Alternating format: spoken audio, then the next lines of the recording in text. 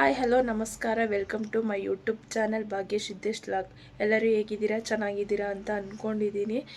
ಯಾರಿನ್ನ subscribe ಮಾಡ್ಕೊಂಡಿಲ್ಲ subscribe ಮಾಡ್ಕೊಳ್ಳಿ please. Video ನೋಡಿ ಸಪೋರ್ಟ್ ಮಾಡಿ. ಇವತ್ತೇನು ಈ ಥರ ವಾಯ್ಸ್ ಬರ್ತಿದೆ ಅಂತ ನೋಡ್ತಿದ್ದೀರಾ. ಕೋಲ್ಡ್ ಆಗ್ಬಿಟ್ಟೈತೆ, ಕೆಮ್ಮು ಆಗ್ಬಿಟ್ಟೈತೆ, ಮತ್ತು ಅದಕ್ಕೆ ಈ ಥರ ವಾಯ್ಸ್ ಬರ್ತಿದೆ. ಇವತ್ತು ಎಗ್ ಬಿರಿಯಾನಿ ಮಾಡಿದ್ದೀನಿ, ಬನ್ನಿ ನೋಡೋದ ಹೇಗೆ ಬಂತು ಅಂತ.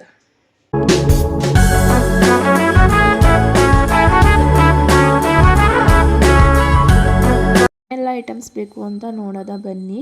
ಕೊತ್ತಂಬರಿ ಸೊಪ್ಪು, ಪುದೀನ, ಹಸಿಮೆಣ್ಸಿನ್ಕಾಯಿ, ಈರುಳ್ಳಿ medium size 2 medium size, tomato ಹಣ್ಣು, ಸ್ಪೈಸಸ್, ಎಲೆ, ಮೊಗ್ಗು, ಸ್ಟಾರು, ಏಲಕ್ಕಿಕಾಯಿ ಮತ್ತು ಬೇಯಿಸಿರೋ ಮೊಟ್ಟೆ ಬೇಕು. ಎಷ್ಟು ಜನ ಇದ್ದೀರಾ ಅದ್ರ ಮೇಲೆ ಡಿಪೆಂಡು ಮೊಟ್ಟೆ ಹಾಕೊಳ್ಳೋಕ್ಕೆ. ಒಂದು ಕುಕ್ಕರ್ ತೊಗೊಂಡು 1 ಸ್ಪೂನ್ ತುಪ್ಪ, 2 ಸ್ಪೂನ್ ಆಯಿಲ್ ಹಾಕೊಂಡಿದ್ದೀನಿ. ನಿಂಗೆ ಬೇಕಾದರೆ ತುಪ್ಪ ಹಾಕೊಳ್ಳಿ, ಇಲ್ಲಾಂದರೆ ಇಲ್ಲ. ಅದಕ್ಕೊಂದು ಸ್ವಲ್ಪ ಅಡುಗೆ ಅರಿಶಿನ, ಅಚ್ಚ ಖಾರದ ಪುಡಿ 1 ಸ್ಪೂನು, ಒಂದು ಚಿಟಿಕೆಯಷ್ಟು ಉಪ್ಪು, ಸಣ್ಣ ಉಪ್ಪು ಹಾಕ್ಕೊಳ್ಳಿ. ಅದನ್ನ ಚೆನ್ನಾಗಿ ಫ್ರೈ ಮಾಡ್ಕೋಬೇಕು. ಆದಮೇಲೆ ಬೇಯಿಸಿರೋ ಮೊಟ್ಟೆನ ಮೇಲೆ ಲೇಯರ್ನ ಕಟ್ ಮಾಡ್ಕೋಬೇಕು.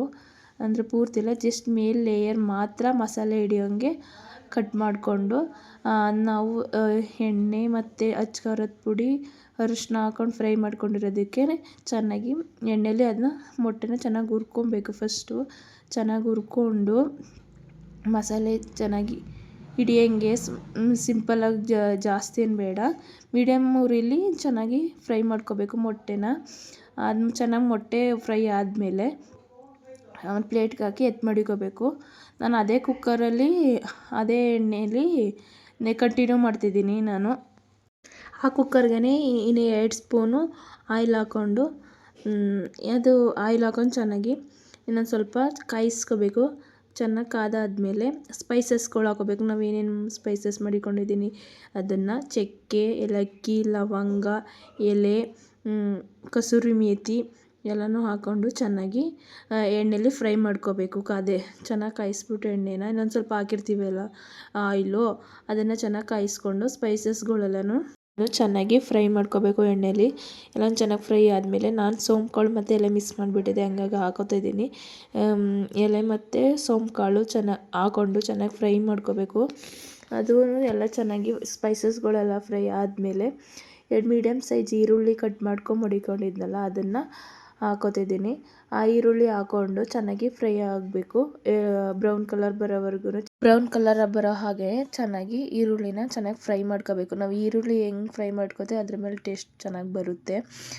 ಚೆನ್ನಾಗಿ ಫ್ರೈ ಮಾಡಿಕೊಂಡು ಈರುಳ್ಳಿನ, ಅದಾದಮೇಲೆ ನಾನು ಹಸಿಮೆಣ್ಸಿನ್ಕಾಯಿ ಹಾಕೋತೀನಿ. 5 ಹಸಿಮೆಣ್ಸಿನ್ಕಾಯಿ ಉದ್ದುದ್ದ ಕಟ್ ಮಾಡ್ಕೊಂಡು ಹಾಕ್ಕೊಂಡಿದ್ದೆ. ಈರುಳ್ಳಿನೂ ಹೆಂಗೆ ಫ್ರೈ ಮಾಡ್ಕೊಂಡು ಹಂಗೆ ಮೆಣ್ಸಿನ್ಕಾಯಿನೂ ಚೆನ್ನಾಗಿ ಫ್ರೈ ಮಾಡಿಕೊಂಡು ಅದು ಚೆನ್ನಾಗಿ ಮೆಣ್ಸಿನ್ಕಾಯಿ ಚೆನ್ನಾಗಿ ಫ್ರೈ ಆದಮೇಲೆ ಅದಕ್ಕೆ ಕಸೂರಿ ಮೇಥಿ ಮಿಸ್ ಆಗಿತ್ತು, ಹಂಗಾಗಿ ಇಲ್ಲಿ ಹಾಕಿದೆ. ಕಸೂರಿ ಮೇಥಿ ಅಲ್ಲಿ ಹಾಕಲಿಲ್ಲ, ಇಲ್ಲಿ ಹಾಕ್ಕೊಂಡೆ ನಾನು.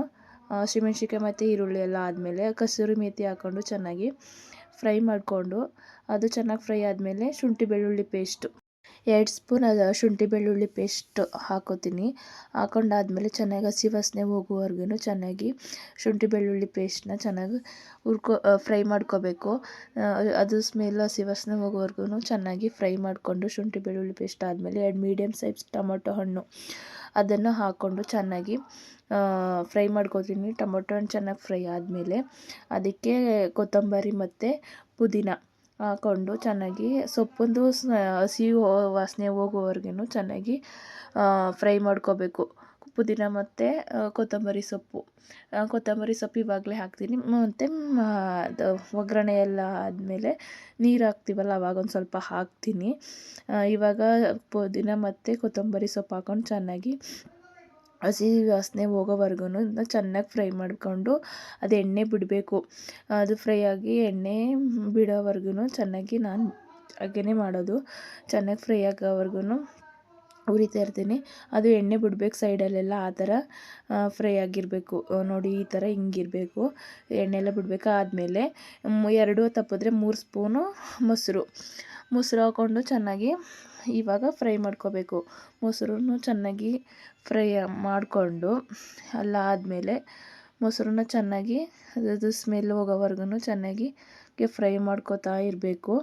ಅದಾದಮೇಲೆ ಮೊದಲು ನಾವು ಅಚ್ಕಾರದ ಪುಡಿ 1 ಸ್ಪೂನ್ ಹಾಕಿದ್ದೀವಿ, ಹಂಗಾಗಿ ಈಗ 1 ಸ್ಪೂನ್ ಅಚ್ಕಾರದ ಪುಡಿ ಮತ್ತು ಧನಿಯಾ ಪುಡಿ, ಗರಂ ಮಸಾಲ ಮತ್ತು ಒಂದು ಚಿಟಿಕೆ ಅರಿಶಿನ, ಒಂದೇ ಒಂದು ಸ್ವಲ್ಪ ಚಿಟಿಕೆ ಅರಿಶಿನ ಹಾಕೋಬೇಕು. ಫಸ್ಟ್ ಒಂದು ಸ್ವಲ್ಪ ಹಾಕೊಂಡಿದ್ದೀವಿ, ಹಂಗಾಗಿ ಇವಾಗ ಒಂದೇ ಒಂದು ಚಿಟಿಕೆ ಅರಿಶಿನ ಹಾಕ್ಕೊಂಡು ಚೆನ್ನಾಗಿ ಫ್ರೈ ಮಾಡ್ಕೋಬೇಕು.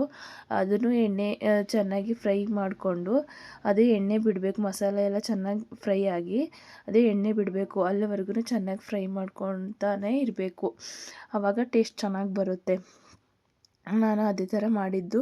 ಚೆನ್ನಾಗಿ ಫ್ರೈ ಮಾಡಿಕೊಂಡು ಅದು ಬೇಯಿರೋ ಸೈಡಲ್ಲೆಲ್ಲ ಎಣ್ಣೆ ಬಿಡುತ್ತೆ. ಆವಾಗ ನಮ್ಗೆ ಎಷ್ಟು ಜನ ಇದ್ದೀವಿ ಅದ್ರ ಮೇಲೆ ನಾವು ನೀರು ಹಾಕ್ಕೋಬೇಕು. ನಾವಿದ್ದಿದ್ದು 3 ಜನ, ನಾನು, ನಮ್ಮ ಅಣ್ಣ ಮತ್ತು ನಮ್ಮ ಹಸ್ಬೆಂಡು. ಹಂಗಾಗಿ ನಾನು 2 ಲೋಟ ಅಕ್ಕಿ ಹಾಕ್ಕೊಂಡಿದ್ದೆ.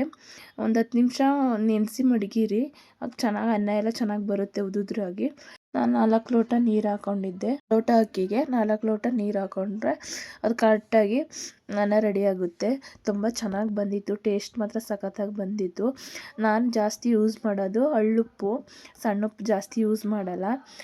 ನೀರೆಲ್ಲ ಉದಾದ್ಮೇಲೆ ಚೆನ್ನಾಗಿ ಫ್ರೈ ಮಾಡ್ಕೊಂಡು ಮಿಕ್ಸ್ ಮಾಡಿಕೊಂಡು ಅದಕ್ಕೆ ನಮ್ಗೆ ಎಷ್ಟು ಬೇಕು ಟೇಸ್ಟ್ ಅಷ್ಟೇ ಹಳ್ಳುಪ್ಪು. ನಂಗೆ ಹಳ್ಳುಪ್ಪಲ್ಲೇ ಜಾಸ್ತಿ ಗೊತ್ತಾಗೋದು, ಸಣ್ಣುಪ್ಪಲ್ಲಿ ಹಂಗೂ ಜಾಸ್ತಿ ಏನು ಟೇಸ್ಟ್ ಅಷ್ಟೊಂದು ಗೊತ್ತಾಗಲ್ಲ. ಹಂಗಾಗಿ ನಾನು ಜಾಸ್ತಿ ಹಳ್ಳುಪ್ಪೇ ಯೂಸ್ ಮಾಡ್ತೀನಿ. ಉಪ್ಪೆಲ್ಲ ಹಾಕಿದ್ಮೇಲೆ ಚೆನ್ನಾಗಿ ಮಿಕ್ಸ್ ಮಾಡಿಕೊಂಡು ಅದ್ರ ಮೇಲೆ ಇನ್ನೊಂದು ಸ್ವಲ್ಪ ಕೊತ್ತಂಬರಿ ಸೊಪ್ಪನ್ನ ಹಾಗೆ ಮೇಲೆ ಉದುರಿಸ್ಕೊಂಡು ಮೇಲೆ ಚೆನ್ನಾಗಿ ಉದುರಿಸ್ಕೊಂಡು ಆದಮೇಲೆ ಅದು ಮಳ್ಳೋವರೆಗೂ ವೆಯ್ಟ್ ಮಾಡಬೇಕು. ಅದು ಚೆನ್ನಾಗಿ ನೀರು ಮಳ್ತಾ ಇರುವಾಗ ಒಂದು ಸ್ವಲ್ಪ ಟೇಸ್ಟ್ ನೋಡಬೇಕು, ಉಪ್ಪು ಸಪ್ಪೆ ಅಂತ ನೋಡಿಕೊಂಡು, ಸಪ್ಪೆ ಇದ್ದರೆ ಇನ್ನೂ ಸ್ವಲ್ಪ ಉಪ್ಪು ಹಾಕ್ಕೊಂಡು ಆದಮೇಲೆ ನೆನೆಸಿರೋ ಅಕ್ಕಿನ ಹಾಕ್ಕೊಬೇಕು. ಅಕ್ಕಿ ಹಾಕ್ಕೊಂಡು ಚೆನ್ನಾಗಿ ಮಿಕ್ಸ್ ಮಾಡ್ಕೋಬೇಕು. ಅದು ಅಕ್ಕಿ ಹಾಕಿ ಚೆನ್ನಾಗಿ ಮಿಕ್ಸ್ ಮಾಡಿದ್ಮೇಲೆ ನಾವು ಫ್ರೈ ಮಾಡ್ಕೊಂಡಿರುವಂತಹ ಮೊಟ್ಟೆ, ಬೇಯಿಸಿ ಮಡಿಕೊಂಡು ಫ್ರೈ ಮಾಡ್ಕೊಂಡ್ವದಲ್ಲ ಅದನ್ನು ಮೊಟ್ಟೆನ ಒಳಗಡೆ ಹಾಕಬೇಕು. ಮೊಟ್ಟೆ ಹಾಕ್ಬಿಟ್ಟು ಮಿಕ್ಸ್ ಮಾಡಬಾರ್ದು ಅಕ್ಕಿನ, ಅನ್ನನ ಮಿಕ್ಸ್ ಮಾಡಬೇಡಿ. ಅದು ಮಳ್ಳುವಾಗ ಮೊಟ್ಟೆ ಹಾಕಿ ಒಳಗಡೆ ಮೊಟ್ಟೆ ಹಾಕ್ಬಿಟ್ಟು ಲಿಡ್ನ ಕ್ಲೋಸ್ ಮಾಡಿಬಿಡಿ, ತಿರ್ಗೋಕ್ಕೇನು ಹೋಗಬೇಡಿ. ಚೆನ್ನಾಗಿ ಬರುತ್ತೆ. ನಾನು ಅದೇ ಥರ ಮಾಡಿದ್ದು, ಲಿಡ್ನ ಕ್ಲೋಸ್ ಮಾಡಿ. ಇವಾಗ ರೆಡಿಯಾಗಿದೆ ಎಗ್ ಬಿರಿಯಾನಿ. ಇದು ಸೂಪರಾಗಿ ಬಂದಿತ್ತು, ನಮ್ಮ ಹಸ್ಬೆಂಡ್ ಅಂತೂ ಇಷ್ಟಪಟ್ಟಿದ್ರು, ಸಖತ್ತಾಗಿತ್ತು. ನೀವು ಟ್ರೈ ಮಾಡಿ ಹೇಗಿತ್ತು ಅಂತ ಕಮೆಂಟ್ ಮಾಡಿ. ಇಷ್ಟ ಆದರೆ ಲೈಕ್ ಮಾಡಿ, ಶೇರ್ ಮಾಡಿ, ಕಾಮೆಂಟ್ ಮಾಡಿ ಹೇಗಿತ್ತು ಅಂತ ಹೇಳಿ.